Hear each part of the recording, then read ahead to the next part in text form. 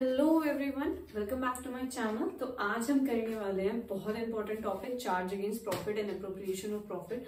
Partnership की working करने से पहले ये टॉपिक बहुत इंपॉर्टेंट है, हमें समझना बहुत इंपॉर्टेंट है, क्योंकि इसी के बाद हम अपनी जो प्रैक्टिकल वर्किंग है, अपना प्रिपरेशन ऑफ अकाउंट्स तभी कर पाएंगे। ठीक है, अब देखिए चार्ज अगेंस्ट प्रॉफिट और एप्रोप्रिएशन ऑफ प्रॉफिट बहुत जल्दी शॉर्ट में समझते हैं, लेकिन बहुत डिटेल में टॉपिक समझाऊंगी। स्टार्ट करते हैं। देखो, चार्ज अगेंस्ट प्रॉफिट और नेट एप्रोप्रिएशन ऑफ प्रॉफिट में आपने डिफरेंस देखा होगा, तो आपको डिफरेंस में एक कॉमन बात देखी होगी आपने कि भाई वहां पे नेट प्रॉफिट की बात कर रहे हैं। तो पहले ये देख लेते हैं कि नेट प्रॉफिट कहां से आता है। ठीक है, देखिए क्लास 11 में हम ट्रेडिंग अकाउंट बनाते थे सोल प्रोप्राइटरशिप के लिए। ठीक है, हमने क्लास 11 की बुक में या क्लास 11 में हमने क्या किया है, सोल प्रोप्राइटरशिप की जब वर्किंग करते हैं तो हम ट्रेडिंग अकाउंट बनाना वहां पे सीखा। ट्रेडिंग अकाउंट क्यों बनाते थे? क्योंकि हमें ये पता चलता था उन्होंने कितनी परचेज की है, सेल की है, वेजेस कितनी पे की है, और at the end we are able to know that कि ग्रॉस प्रॉफिट या ग्रॉस लॉस कितना अर्न किया है।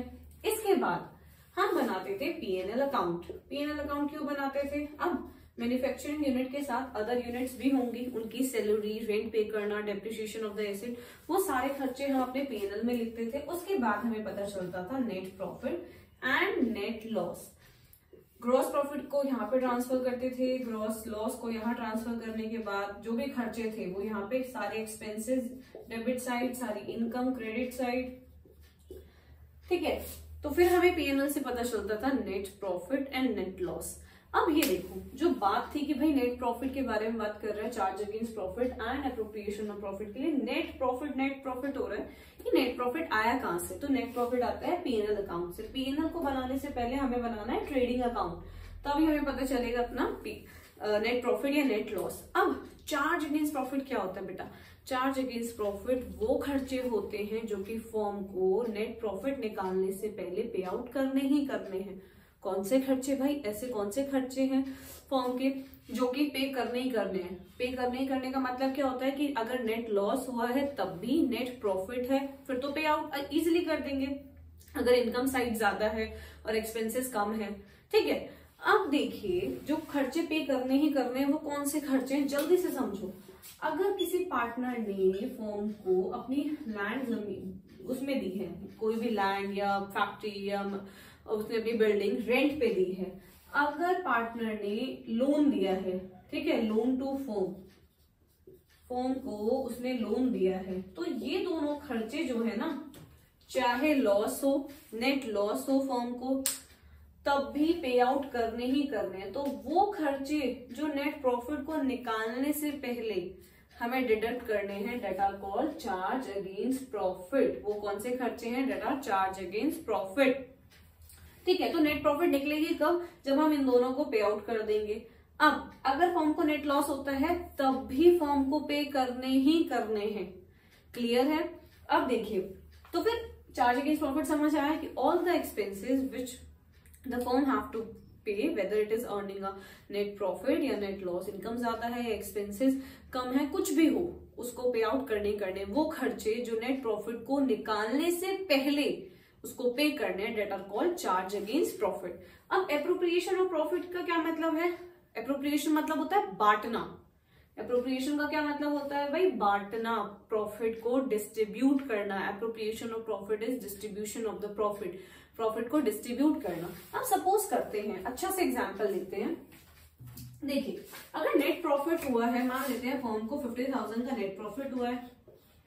नेट प्रॉफिट कब हुआ होगा? जब उसने रेंट और लोन टू फर्म पे कर, जो पार्टनर ने लोन दिया है फर्म को, उस पे इंटरेस्ट पे करेगा।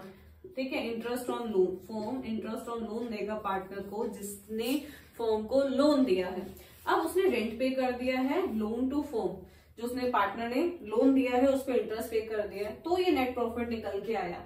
इस नेट प्रॉफिट को सपोज करते हैं दो पार्टनर हैं ए एंड बी, उनकी प्रॉफिट शेयरिंग रेशियो ले लेते हैं 1:1 ही ले लेते हैं। ठीक है, उनके पास पार्टनरशिप डीड नहीं है इसलिए 1:1।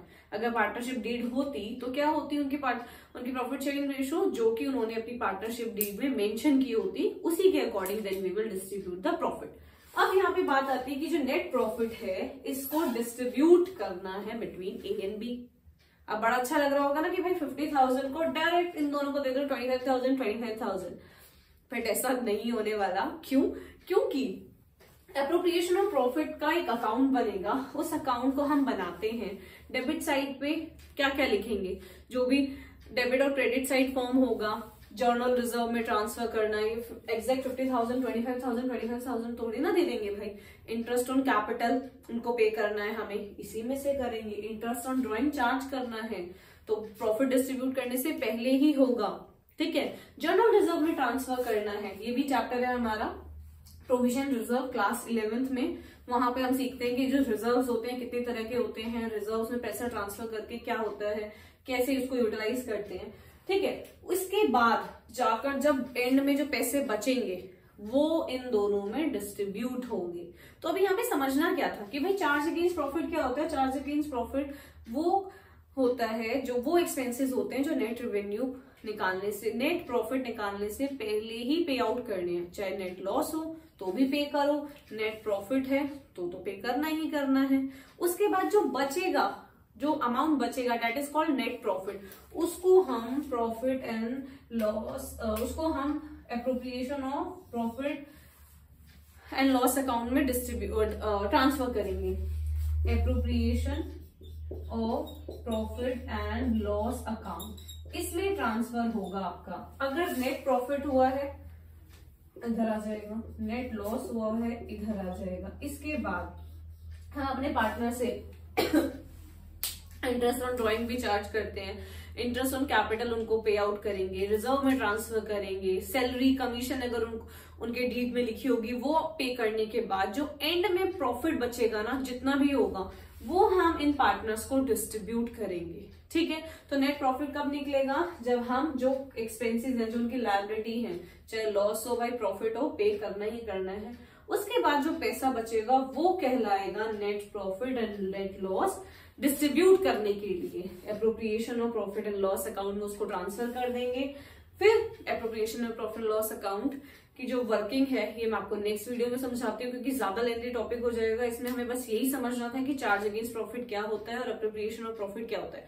तो चार्ज अगेंस्ट प्रॉफिट दोबारा से रिवाइज कराती हूँ कि चार्ज अगेंस्ट प्रॉफिट वो खर्चे होते हैं जो फर्म को पे करने ही करने हैं, चाहे उसको लॉस हो रहा हो या प्रॉफिट हो रहा हो, ठीक है।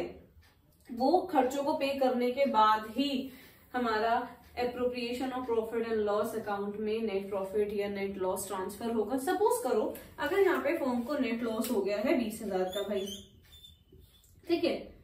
20,000 का अगर उसको क्या हुआ है, नेट लॉस हुआ है, तब भी वो रेंट और लोन को पे करेगी ही करेगी, इंटरेस्ट ऑन लोन को पे करेगी ही। तो देखो उसका नेट लॉस इंक्रीज हो जाएगा, तब हम यहाँ पे ट्रांसफर करेंगे। उसके बाद प्रॉफिट एंड लॉस अकाउंट की वर्किंग करेंगे। देन जो अमाउंट बचेगा that will be divided between the distributed between the partners. अब उसके बाद कौन कौन सी वर्किंग है ये हम अपने आगे वाले टॉपिक में, आगे वाली वीडियो में समझेंगे, ठीक है। Thank you for watching, please share and subscribe.